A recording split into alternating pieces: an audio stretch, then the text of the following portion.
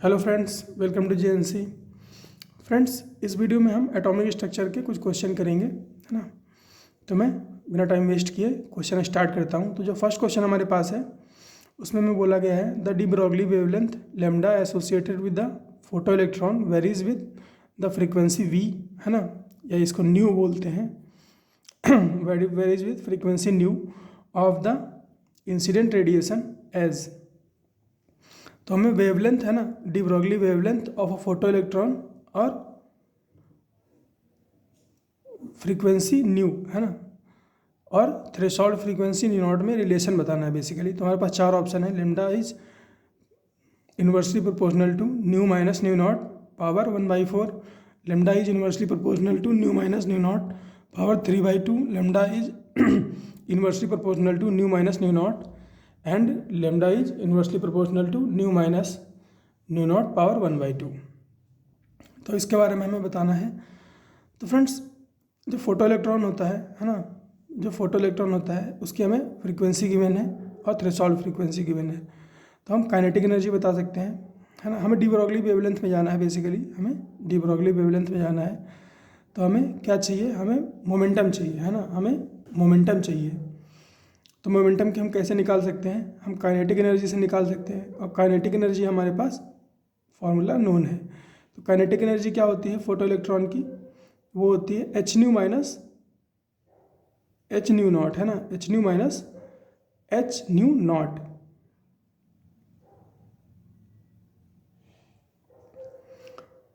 तो friends, kinetic energy क्या, kinetic energy को हम मोमेंटम के टर्म्स में कैसे लिख सकते हैं, p²/2m, है ना, p²/2m।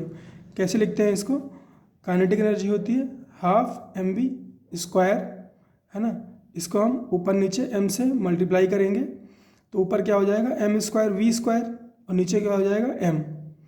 और mv क्या होता है, p होता है मोमेंटम। तो ये क्या बन जाएगा p²/2m, है ना।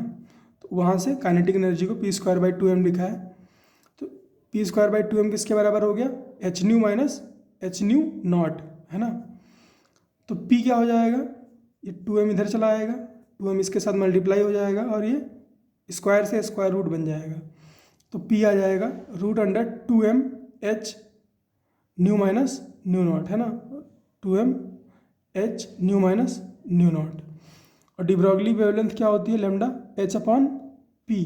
अब p की वैल्यू इसमें डाल देंगे तो हमारे पास क्या आएगा, h/√2m h new minus nu not, है ना।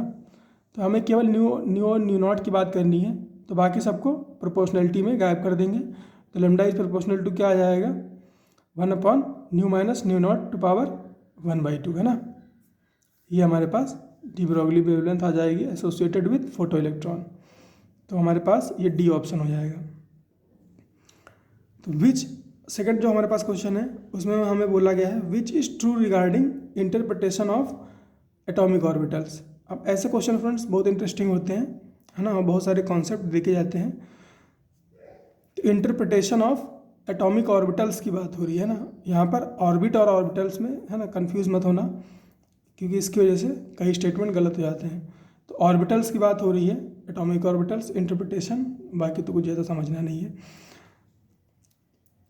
तो ट्रू स्टेटमेंट्स की हमें बात करनी है। तो फर्स्ट स्टेटमेंट जो हमारे पास है वो है an electron in an orbital of high angular momentum stays away from the nucleus than an electron in the orbital of lower angular momentum। तो ये कह रहे हैं कि जो हाई एंगुलर मोमेंटम वाला इलेक्ट्रॉन है वो दूर रहता है ना।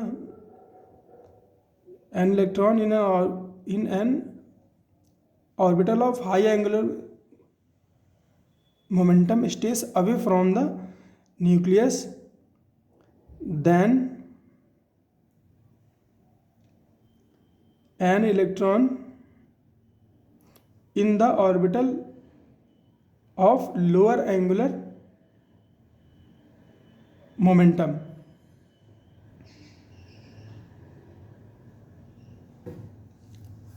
हाँ, तो फ्रेंड्स अगर इसकी बात करें तो ये स्टेटमेंट सही है ना। एंगुलर मोमेंटम किसी ऑर्बिटल में क्या होता है इलेक्ट्रॉन का, वो होता है friends √10⁻⁻⁻⁻⁻⁻⁻⁻⁻⁻⁻⁻⁻⁻⁻⁻⁻⁻⁻⁻⁻⁻⁻⁻ L L plus 1 H upon 2 pi, है ना, एच अपॉन 2 पाई। तो फ्रेंड्स अगर एंगुलर मोमेंटम हाई है इसका मतलब एल ज़्यादा है, और अगर एल ज़्यादा है तो इसका मतलब क्या है, एन ज़्यादा है। एन ज़्यादा होगा, है ना, तो वो क्या होगा, ज़्यादा दूर वाली ऑर्बिट में रहेगा, है ना, ज़्यादा दूर वाली ऑर्बिट में रहेगा, और ज़्यादा दूर वाली ऑर्बिट में रहेगा तो न्यूक्लियस से दूर रहेगा, है ना, न्यूक्लियस से दूर रहेगा।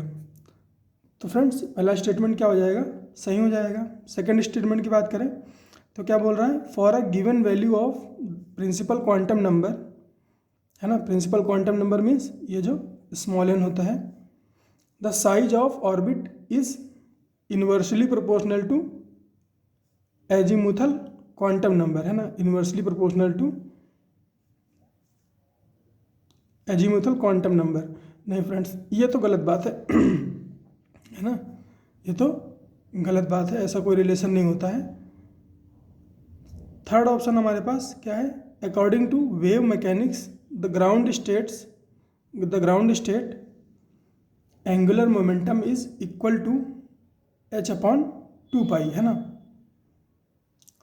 According to wave mechanics the ground state angular momentum is equal to h upon 2 pi. तो ग्राउंड स्टेट की बात करें फ्रेंड्स, है ना, एटॉमिक ऑर्बिटल्स की बात हो रही है, तो एच अपॉन 2 पाई नहीं होगा, है ना, ऑर्बिटल के केस में एच अपॉन 2 पाई नहीं होता। ये हमारे पास फॉर्मूला होता है root under l into l plus 1, है ना, h upon 2 pi. Ground state के लिए जो एन की वैल्यू होती है वो क्या होती है 1, तो एल की वैल्यू क्या हो जाएगी 0। एल की वैल्यू अगर 0 होगी तो जो एंगुलर मोमेंटम आएगा, है ना, जो एंगुलर मोमेंटम आएगा वो क्या आएगा 0 आएगा, है ना। इसमें एल की वैल्यू 0 डालेंगे तो ये क्या आएगा 0 आएगा, तो ये भी गलत है। इसके बाद फोर्थ स्टेटमेंट की बात करें तो क्या कह रहा है, the plot of psi versus r for various azimuthal quantum numbers, है ना, shows peak shifting towards the higher r value, है ना, हायर आर वैल्यू। तो फ्रेंड्स अगर आपने ये ग्राफ देखा होगा, है ना, ये ग्राफ आपने अगर पढ़ा होगा तो कैसा आता है, वेरियस एजीमुथल नंबर के लिए first azimuthal number l is equal to 0 के लिए ये ऐसा आता है ना, और सेकेंड के लिए ऐसा आता है एल इज इक्वल टू 1, फिर एल इज इक्वल टू 2 के लिए कैसा आता है, ऐसा आता है, और फिर एल इज इक्वल टू 3 के लिए ऐसा आता है, और ये क्या है आर, है ना, ये क्या है आर। तो शिफ्ट कर रहा है ना, शिफ्ट कर कंटिन्यूसली शिफ्ट कर रहा है ये towards r, higher value of r. तो फ्रेंड्स इस ग्राफ से हमें ये पता चलता है ना, ये साई का ग्राफ होता है, तो इस ग्राफ से हमें ये पता है कि ये जो स्टेटमेंट है वो क्या है, सही है ना, इसको सपोर्ट करता है। तो इसमें कौन कौन से ट्रू स्टेटमेंट हो गए, 1 और 4, है ना, 1 और 4 स्टेटमेंट जो है वो ट्रू है। नेक्स्ट क्वेश्चन की बात करें फ्रेंड्स अगर, तो हमसे बोल रखा है द काइनेटिक एनर्जी, है ना, of an electron in second Bohr orbit, kinetic energy of an electron in second Bohr orbit of a hydrogen atom is a not is, मतलब पूछा है कितनी है, और ए नॉट क्या है, बोहर रेडियस है। तो हमारे पास 4 ऑप्शन है ना, h square upon 4 pi square m a naught square, h square upon 16 pi square m a naught square, h square upon 32 pi square m a naught square, और h square upon 64 pi square m a naught square. तो kinetic energy हमें बतानी है second Bohr orbit में, है ना, second Bohr orbit में of a hydrogen atom in terms of a not, है ना, इन टर्म्स ऑफ ए नॉट। तो फ्रेंड्स काइनेटिक एनर्जी का हमारे पास जो फॉर्मूला होता है ना, वो हमारे पास क्या होता है, -13.6 Z square by n square, है ना, और ये किस में आता है, इलेक्ट्रॉन वोल्ट में आता है। और जो बोहर ऑर्बिट होती है या जो ए नॉट होता है वो क्या होता है, वो होता है 0.529 एंगस्ट्रॉम, है ना, 0.529 एंगस्ट्रॉम। अब इसको अगर किसी तरह से आप, है ना, इसको अगर किसी तरह से इसमें एंटर करा सको तो आपको ये रिलेशन मिल जाएगा। लेकिन फ्रेंड्स यहाँ से अगर आप इस पर जाओगे, है ना, तो ये जो पैरामीटर्स हैं ये कभी भी नहीं आएंगे, है ना, ये कभी भी नहीं आएंगे। तो ये क्वेश्चन जो डिज़ाइन किया गया था, है ना, ये जेईई एडवांस का क्वेश्चन है। और फ्रेंड्स ये इस मेथड से सॉल्व करने के लिए क्वेश्चन डिज़ाइन नहीं किया गया था, है ना, ये दूसरे मेथड से सॉल्व करने के लिए डिज़ाइन किया गया था। तो काइनेटिक एनर्जी क्या होती है फ्रेंड्स? काइनेटिक एनर्जी होती है, ये जो वो मेथड है जिससे इसको सॉल्व करना है ना। तो काइनेटिक एनर्जी जो होती है वो होती है हाफ mv², है ना, क्या होती है? Half mv²। और फ्रेंड्स हमें यहाँ पर क्या चाहिए? v चाहिए, है ना, हमें यहाँ पर v चाहिए क्योंकि m तो यहाँ पर हमें ऑलरेडी गिवन है।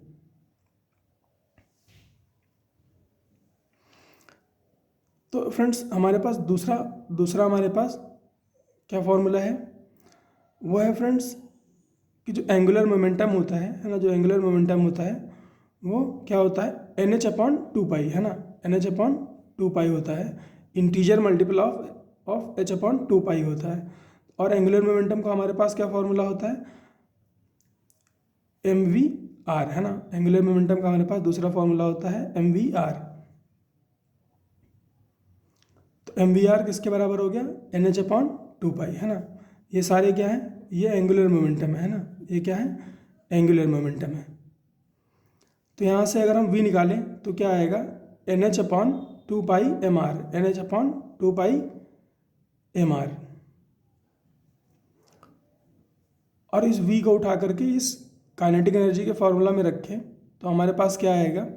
हाफ m n²h²/4π²m²r², है ना। फ्रेंड्स हमारे पास r की वैल्यू नहीं है ना, हमारे पास r की वैल्यू नहीं है, लेकिन हमें यहाँ पे क्या बोल रखा है? सेकंड बोहर ऑर्बिट, है ना, सेकंड बोहर ऑर्बिट। तो सेकंड बोहर ऑर्बिट में रेडियस क्या हो जाएगी? तो उसके लिए हमारे पास फॉर्मूला है r = n²/ZA0, है ना, r n²/ZA0। तो R2 क्या हो जाएगा? R2 क्या हो जाएगा? इसमें n की वैल्यू 2 डालोगे, z की वैल्यू 1 डालोगे तो ये बनेगा 4A0, है ना, क्या बनेगा? 4A0। अब इस R2 को उठा के इसमें डाल दो तो ये क्या हो जाएगा? 1/2 m × 2², n की वैल्यू क्या डाल दी? 2 h²/4π²m², और ये r की जगह पर 4²A0², है ना। तो फ्रेंड्स इसको सॉल्व करोगे आप तो ये क्या बनेगा? ये 4 से 4 कैंसिल आउट हो जाएगा और ये 2 × 16 क्या हो जाएगा? 32। ऊपर क्या है? एक m से ये एक m कैंसिल आउट हो गया, ऊपर क्या बचा? h², तो h² बचा, नीचे 32, है ना, ये 4² और 2 32 हो गया। ये π² बचा, एक m बचा और A0² बचा, π² m A0। तो काइनेटिक एनर्जी कितनी आई? h²/32 π² m A0²। तो फ्रेंड्स ये बेसिक पे जा करके, है ना, एक क्वेश्चन डिजाइन किया गया था एडवांस के लिए, तो मुझे काफ़ी अच्छा लगा इसलिए मैंने इसको पिक किया। इसके अलावा फ्रेंड्स हमारे पास एक क्वेश्चन और है ना, इस वीडियो में।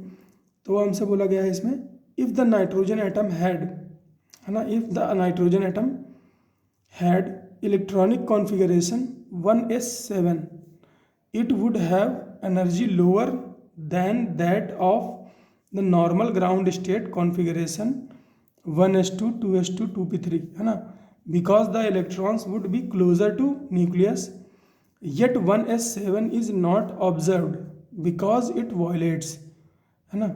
ये क्वेश्चन में कह रहे हैं, है ना, ये हमसे ऐसा कह रहे हैं कि जैसे ये नाइट्रोजन का न्यूक्लियस है ना, और ये क्या है? 1s, ये क्या है? 1s, और ये क्या है? 2s, है ना, ये क्या है? 2s, और फिर ये 2p3, है ना, ये क्या है? 2s, और ये 2p, और ये क्या है? 1s।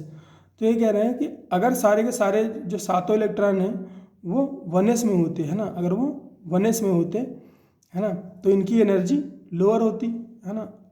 और हर सिस्टम क्या चाहता है ना, कि लोएस्ट एनर्जी रखे और स्टेबल रहे, है ना, हर सिस्टम यही चाहता है कि लोएस्ट एनर्जी रखे और स्टेबल रहे, है ना। केमिस्ट्री में हमने यही सीखा है।